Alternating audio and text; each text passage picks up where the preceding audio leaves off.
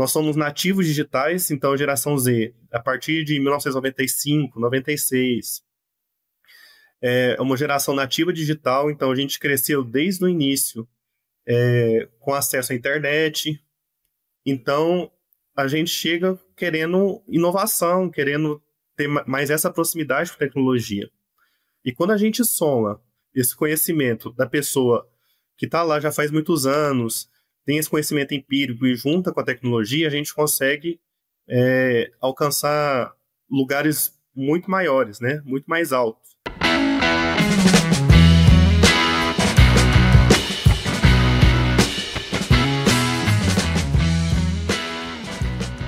Olá, pessoal, sejam todos muito bem-vindos a mais um episódio do nosso podcast O Aviário, trazendo as mentes brilhantes da avicultura para conversar aqui um pouquinho com a gente.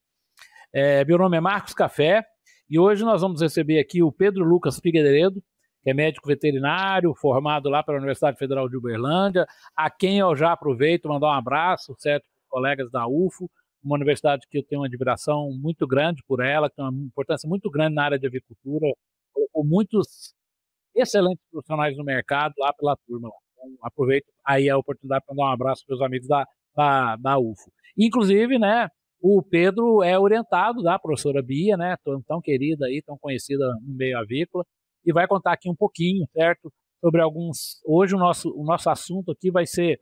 Ele vai falar um pouquinho da experiência dele como geração Z, que dificuldades ele encontrou e como ele enxerga, certo, os gargalos particulares, né, dessa geração, que vai ser muito legal, porque a gente vai ter um depoimento de uma pessoa que vive isso, né? A gente costuma nós falarmos de vocês, né, Pedro? Hoje você vai falar de vocês. E no Exatamente. Momento, entrar numa área técnica bem profunda aqui, nós vamos falar sobre o eixo intestino-cérebro, que o Pedro tem estudado esse assunto e ele vai trazer as novidades desse assunto para a gente. Pedro, a palavra é sua para você fazer suas considerações iniciais. Muito obrigado pelo convite nesse podcast. Eu estou muito feliz pela participação. É muito bom poder conversar, né? Bater esse papo descontraído, levar informação relevante para os ouvintes, né? E eu estou muito feliz, estou muito à vontade aqui da gente bater um papo legal aí. Ô Pedro, bom, primeiro, né, te agradecer novamente aí por você ter disponibilidade, estar aqui com a gente, é muito legal, né, uma pessoa nova, tá a fim de trazer conhecimentos, então muito obrigado por você estar aqui com a gente, é um prazer enorme receber você aqui. Isso. Eu queria que você contasse pra gente um pouquinho da sua trajetória. Eu não gosto muito de ficar lendo o currículo, eu gosto que a pessoa conte um pouquinho como ela veio parar na avicultura. Então conta a sua história, como você veio parar na avicultura. Então, a avicultura para mim foi a minha porta de entrada desde o início da faculdade, né? Então, desde o primeiro ano eu já fui trabalhar com avicultura.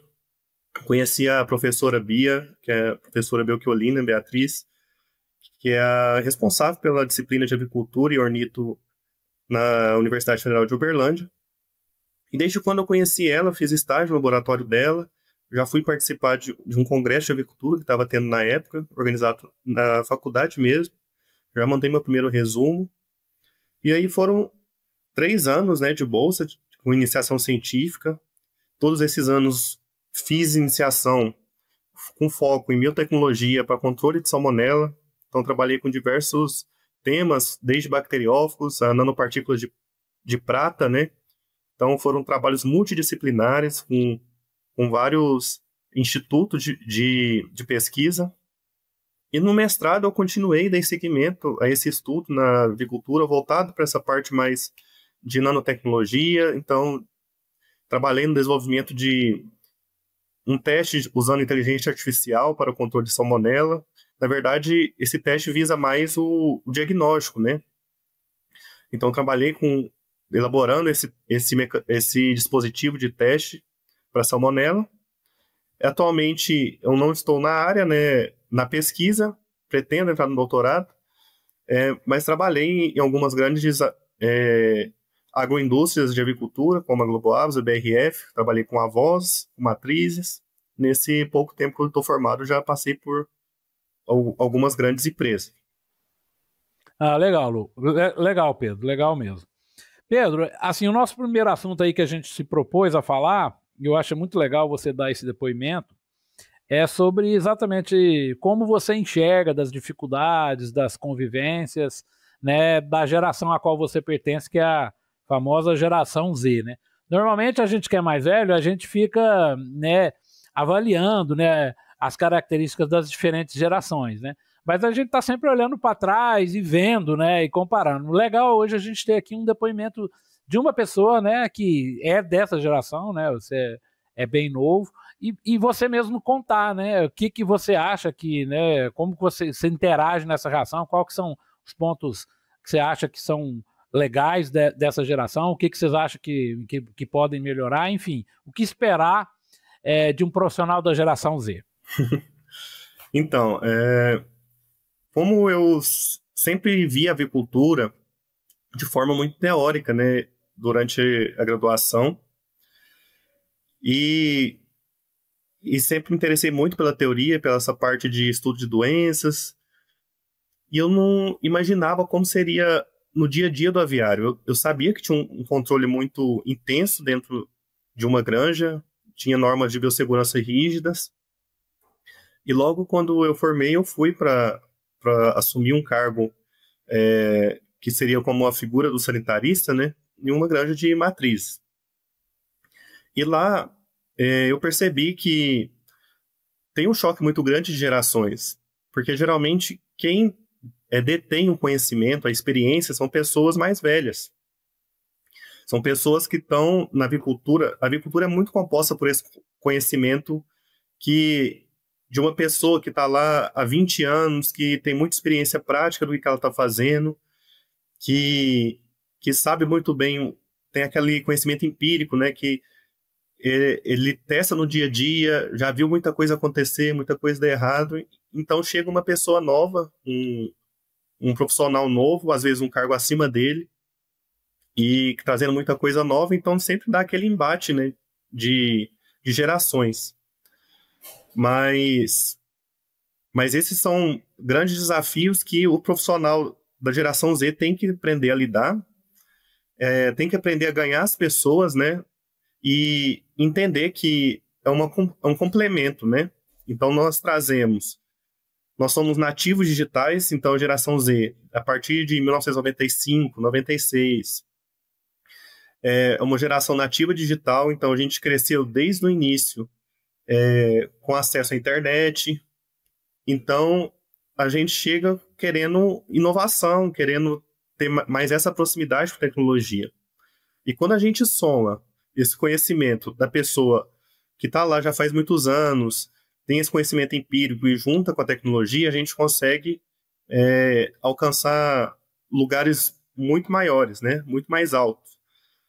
E isso que é interessante.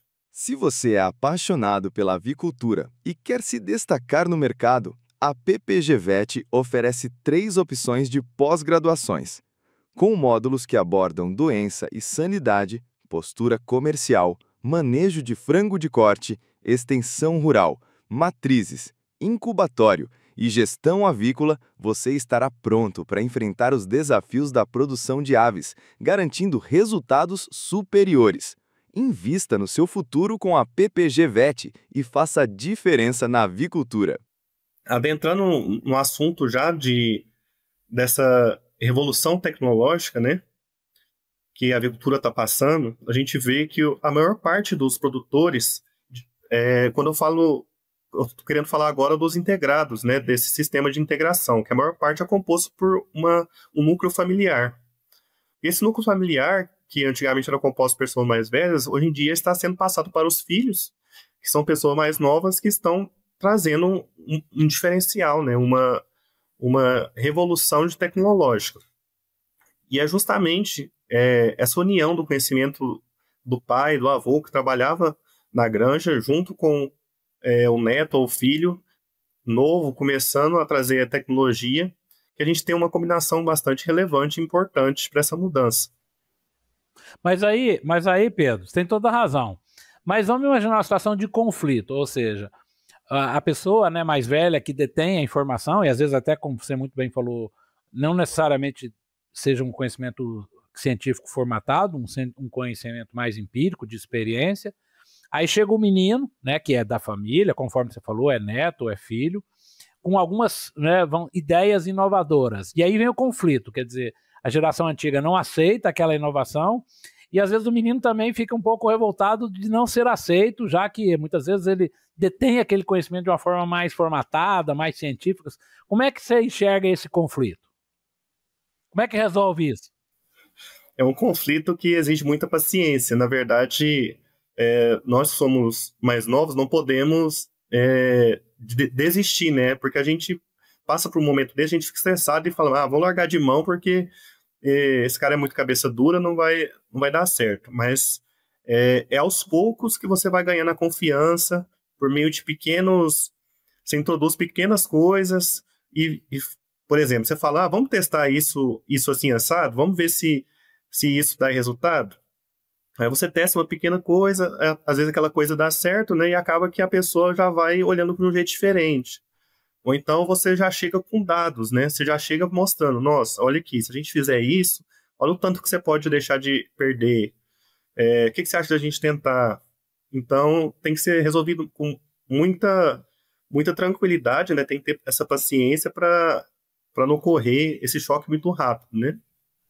E agora deixa eu te fazer outra pergunta, Pedro. E aí nós estamos aqui simulando, eu sei que você não tem essa experiência, mas como seria, ou como é, né, o chefe?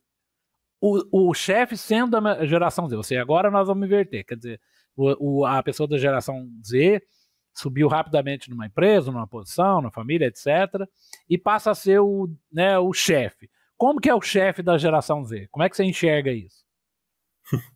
Então, o chefe da geração Z, quando ele tem que lidar com um profissional desse tipo, ele tem que ter uma abordagem diferente.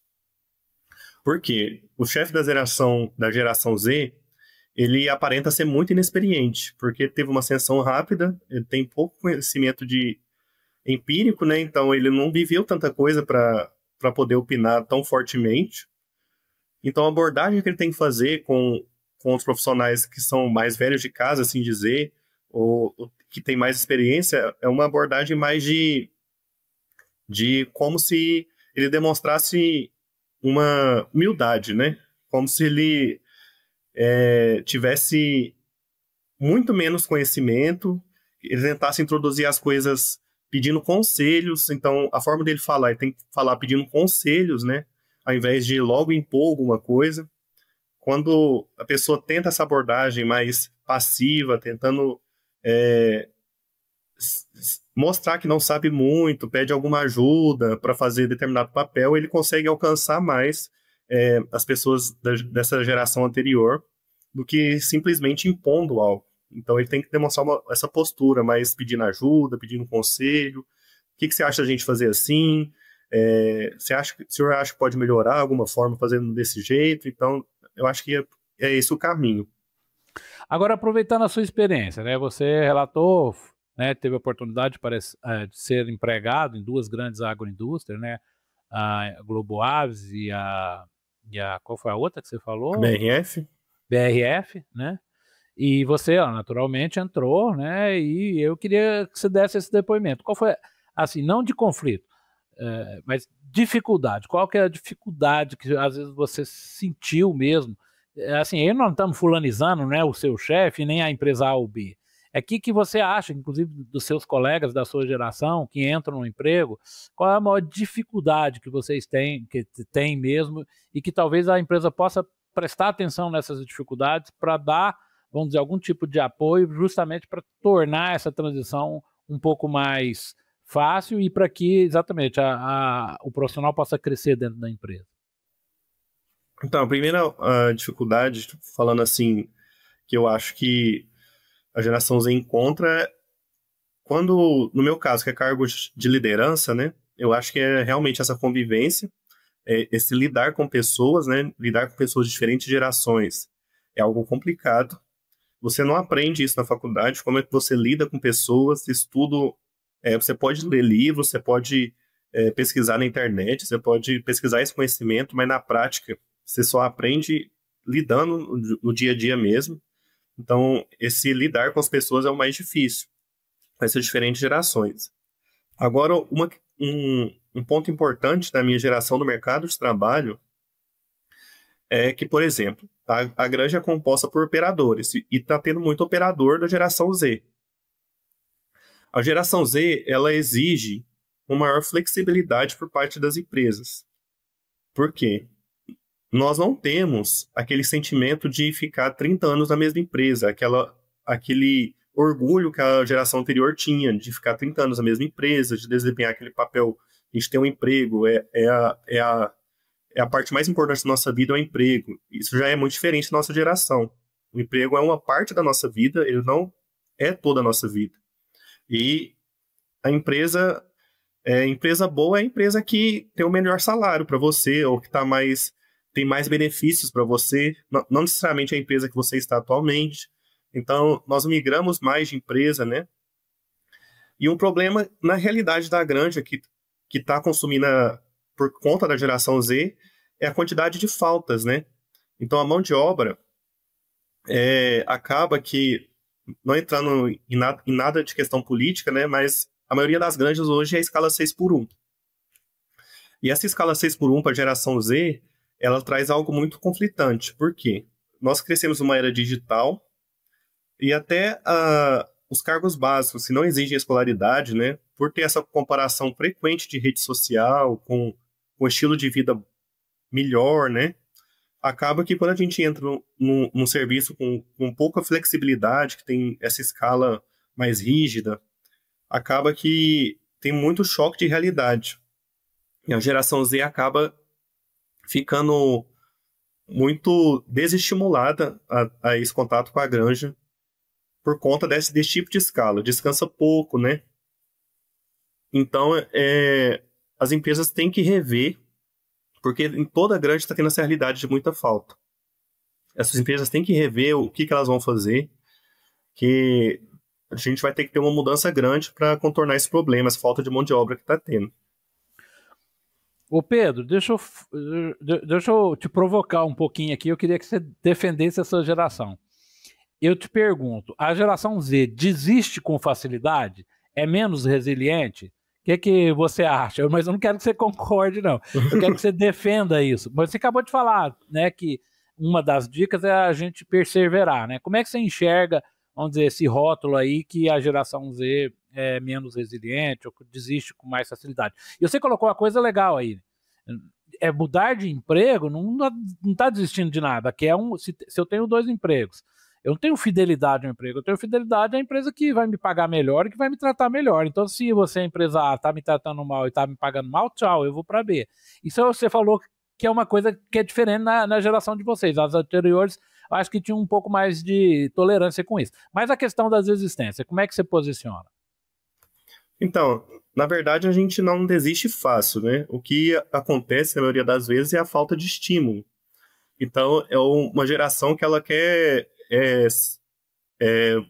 que seja investido treinamentos, quer que seja que tenha progressão dentro da empresa, né? Que você não fique muito tempo estagnado no mesmo cargo. Então, quando tem falta de estímulo, é uma geração que necessita muito disso, de mais transformações, que seja uma coisa, que não seja uma coisa muito estagnada, né? Então, na verdade, não é no sentido de desistir fácil. Eu acho que a geração Z é mais por essa questão de estímulo, de necessitar de mais atenção do que as outras gerações. Então, você não consegue colocar uma pessoa nessa geração no mesmo cargo, com o mesmo salário, durante muito tempo.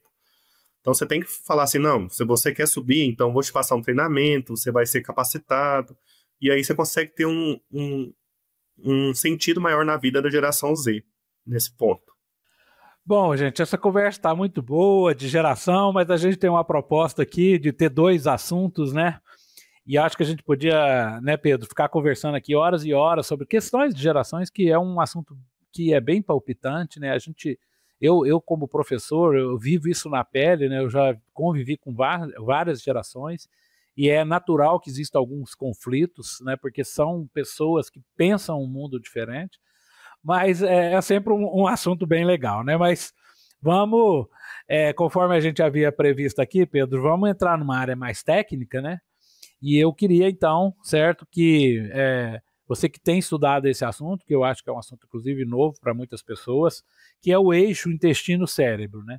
Então, eu queria que você explicasse um pouquinho a conceituação básica disso, quais são as implicações práticas em relação a gente saber, conhecer essa base teórica, né, dessa inter-relação entre intestino e cérebro. Enfim, o que você traz aí de novidade, certo? E principalmente para as pessoas que ainda nem conhecem um pouco dessas interações, desse eixo, né, das modulações, enfim, das influências. Eu queria que você desse uma geral para depois a gente ver como que isso pode aplicar na avicultura. Certo. Então, isso é um tema bastante recente, né? E eu fui pesquisar ao longo dessa semana sobre esse tema. Não é um tema que eu estudei, fiz um mestrado em cima dele, mas é um tema que eu tirei um tempo bastante considerável para ler sobre ele. E a real é que temos pouca informação ainda na avicultura, devemos ter algumas dezenas só de artigos, capaz que não dá 10 artigos sobre o tema na avicultura, então é um tema bastante recente. E é interessante, né, falar o que é esse eixo intestino-cérebro. Então, a gente já ouviu falar que o intestino é como se fosse o segundo cérebro. Mas por que disso? O intestino ele possui uma quantidade de neurônios muito grande. Em nível de complexidade de neurônios, o intestino é o segundo órgão com maior complexidade, né? Só perde para o cérebro. Então, nós temos uma complexidade neurológica bastante relevante no intestino. E nos últimos anos, né, nos recentes anos, tem sido um objeto de estudo importante, porque se viu que a gente tem que olhar o intestino com outros olhos devido à sua relevância. E foi descobrindo muitas coisas acerca disso. Então, o que é o conceito, né, do eixo intestino-cérebro? É um complexo sistema de comunicação onde fatores intestinais, como a microbiota e seus produtos metabólicos, né, influenciam diretamente na função cerebral. Então, tem uma rede interligada que afeta desde a regulação do metabolismo até o comportamento do animal. Então, quem diria que o intestino afetaria o comportamento da ave? Então, por meio do intestino, a gente vê que ele realmente tem ele é protagonista da vida de qualquer ser. Então, essa rede interliga desde a regulação do metabolismo até o comportamento, que tem implicações significativas no desempenho técnico das aves. Então, assim, primeiro, o que eu gostaria de falar é que a gente tem uma semelhança muito grande no cérebro da ave com o cérebro de mamíferos. Então, às vezes, a gente acha que a ave é muito diferente da gente, mas não é. Tanto o eixo intestino-cérebro, como algumas outras funções, se a gente vê, por exemplo, o estresse por calor, o que ele provoca na ave é algo muito próximo da depressão humana. Então, os eixos são muito parecidos, os mecanismos são muito parecidos, e a gente tem notado isso nos últimos anos que tem uma semelhança, assim, que a gente não imaginava. Então, primeiramente, eu queria falar que as estruturas corticais da ave, né, se assemelha muito ao córtex dos mamíferos. Então, a gente tem uma estrutura chamada pálio nas aves, e esse pálio ele está ligado a papéis de aprendizagem, coordenação motora, e apesar do pálio ter uma organização diferente do córtex, eles aparentemente desempenham a mesma função, então é uma função muito próxima. O sistema límbico, né, das aves também, que é crucial para a regulação emocional, motivação, comportamento, que no caso das aves, né, o núcleo septal tem funções semelhantes nesse sistema límbico. A atividade neuroendócrina, que é o eixo hipotálamo, hipófise adrenal, que é o eixo do estresse, é praticamente igual ao dos mamíferos. Então, o eixo que modula o comportamento, a fisiologia do animal devido ao estresse, né? Então, ele é muito parecido e é um dos eixos mais importantes desse eixo intestino-cérebro. Os neurotransmissores importantes, como dopamina, serotonina, noradrenalina, desempenham um papel também muito parecido na ave e no ser humano. E o comportamento cognitivo, né? Então, as aves demonstram capacidades cognitivas notáveis, especialmente aves de vida social. nós vemos que os corvos, os papagaios, possuem habilidades cognitivas muito interessantes, que se assemelham muito a alguns mamíferos, incluindo a humanos. Então, a gente tem uma semelhança considerável. Então, quando a gente estuda o eixo intestino-cérebro no ser humano, muitas das coisas a gente pode aplicar e trazer isso para a avicultura, fazer essa correlação. Então, é bastante interessante por causa disso. Alga Prime DHA da Corbion. O ômega 3 DHA à base de algas para o enriquecimento de ovos com DHA de maneira sustentável. Adicioná-lo às rações está mais fácil do que nunca.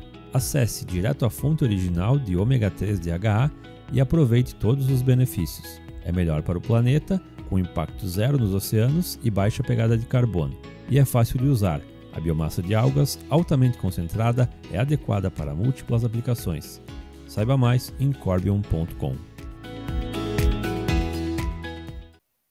Mas você enxerga assim, alguma manipulação que a gente pode fazer, seja na microbiota, seja em termos de aditivos, certo? Para melhorar justamente o funcionamento do intestino, para às vezes melhorar o desempenho das aves, baseado, certo, nessa comunicação, certo, entre o intestino e o cérebro. Você vê algum potencial de alguma ferramenta, ou de alguma tecnologia, ou de algum aditivo que possa atuar nessa área? Você leu alguma coisa sobre isso? Sim, na verdade, a avicultura ela é muito avançada comparado ao resto de outras áreas da veterinária, né, em performance. Então, desde sempre a gente usa prebióticos, probióticos, focados em performance, né? Só que a gente, muitas das vezes, não entende muito bem o que está acontecendo. Então, o eixo intestino-cérebro, ele vem para linkar o que está acontecendo, né? Então, é uma coisa que a gente já usa na avicultura, estratégias que a gente já usa, mas agora que a gente está conseguindo entender onde que ela está afetando e qual que é a proporção disso tudo. E aí eu queria começar falando sobre a microbiota, né, intestinal. Então nós temos, no caso da microbiota, ela é muito variável.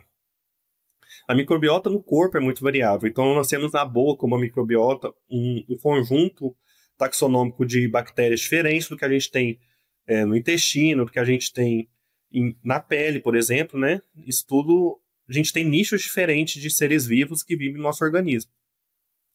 E quando a gente vê o sistema digestivo da ave, é um sistema que tem um trânsito muito rápido, né? Então tem essa característica, é um sistema com trânsito rápido. Nós temos uma população de lactobacilos mais proximal no duodeno, né? E quando a gente vai para o seco, a gente já muda essa população, a gente já tem outra população, que a partir dos 15 dias a gente já vê que ela começa a depositar uma população diferente, que tem, por exemplo, o Clostridium e outras bactérias que produzem ácido graxo de cadeia curta, né? E esses ácidos graxos de cadeia curta têm uma função muito importante para várias vias metabólicas na ave, tanto vias no próprio intestino, como vias no fígado, vias que alteram comportamento, como fome. Então, isso é muito interessante.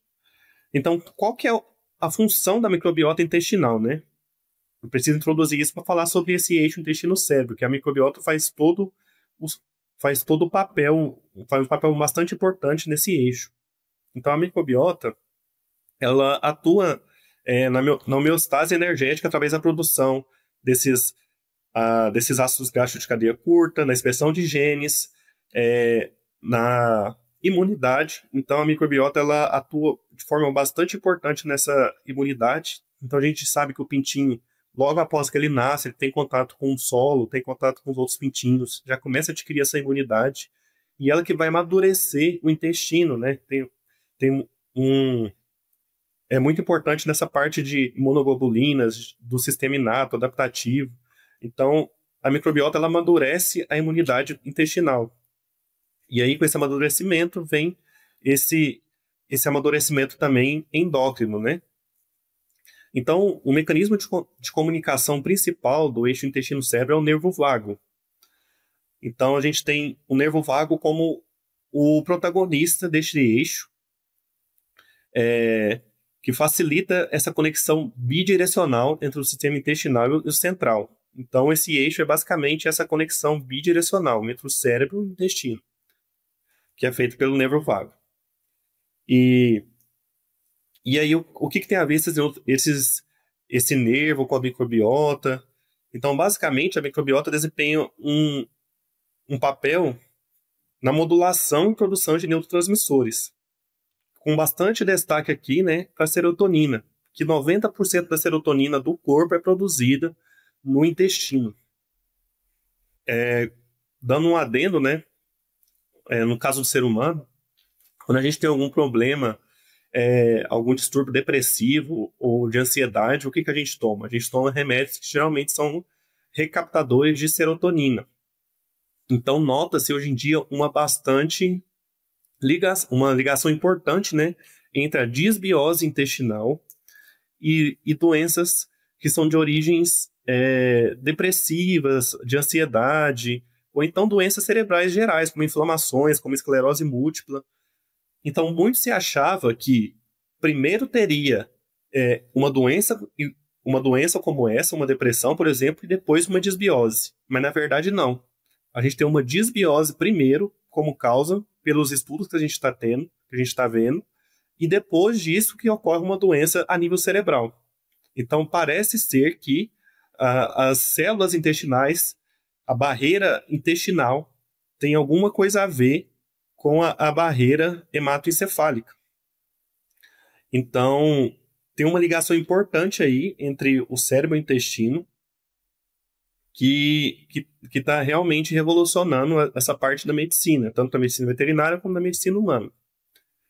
Então, neurotransmissores como dopamina, norepinefrina, o GABA, também são modulados pela microbiota, né, influenciando na neuroplasticidade, no controle emocional, na resposta ao estresse. Então, a microbiota ela tem um impacto muito importante nisso tudo. É isso, gente, é muito legal, né, quando a gente começa a ver esses aspectos fisiológicos, quando a ciência começa a avançar, exatamente descobrindo essas novas conexões, né, acho que a gente poderia ficar falando aqui muito tempo, né, muitos exemplos aí, mas eu acho que é legal, né, Pedro, que a gente dá esse recado, que você traz essa informação, e nós vamos continuar estudando aditivos, essa modulação da microbiota, a gente já tem muitos trabalhos focando, né, entendendo melhor como é que são essas relações, né, e como que uma microbiota positiva, né, benéfica, pode melhorar a saúde intestinal, e daí, você falou bem, vai ter um desempenho melhor da ave, enfim, é um assunto que a gente poderia aqui descortinar horas e horas aqui, é uma fronteira nova no conhecimento, a gente está dando os primeiros passos nessa modulação, entendendo essa modulação da microbiota, como que isso conversa, né, você colocou muito legal, isso tem um efeito direto cerebral, com todos esses neurotransmissores, né? Então, é muita coisa, né? E o que é legal é que a avicultura está dando esse espaço. Bom, Pedro, para a gente finalizar nosso episódio aqui, a gente gosta de terminar os nossos episódios falando, certo, um pouquinho fora da área técnica, né? E a gente tem falado muito, e eu queria aproveitar, né, essa conversa que a gente teve da geração Z aqui, eu queria te perguntar exatamente isso, né? Como que você, da geração Z, enxerga o sucesso profissional que eu estou falando? E o que você acha, que conselho você daria para os seus colegas da geração Z, o que eles têm que fazer para alcançar o sucesso? Eu acredito que o sucesso profissional ele seja alcançado com conhecimento técnico, né? Então, eu admiro o profissional que ele é especializado em algo. Então, quando a gente forma, a gente é muito generalista.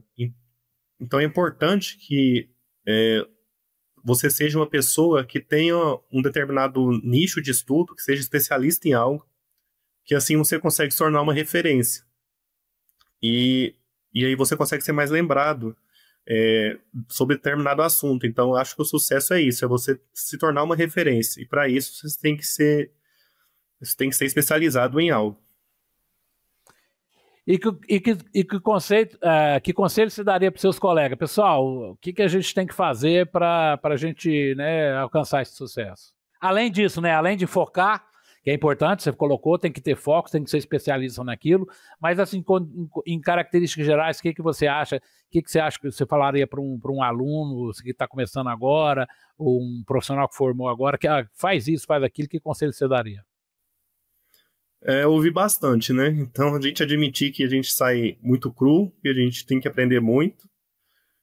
Então, ter um ouvido mais aberto para a gente aprender muito e aproveitar, né, o que tem a ensinar o mercado de trabalho. Então, a faculdade é uma escola e o mercado de trabalho é outra. E você chega começando do zero no mercado de trabalho. Então, aprender mais a escutar, eu acho que é um conselho bastante importante.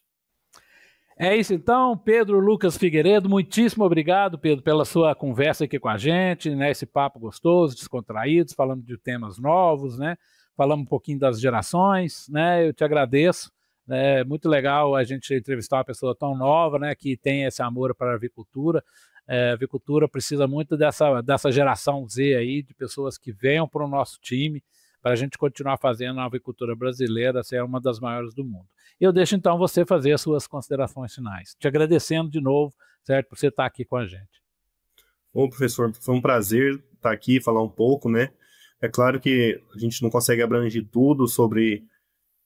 É um tempo pequeno, né? Mas eu espero que tenha instigado vocês a procurar mais, a saber mais sobre nesse ponto do eixo intestino-cérebro.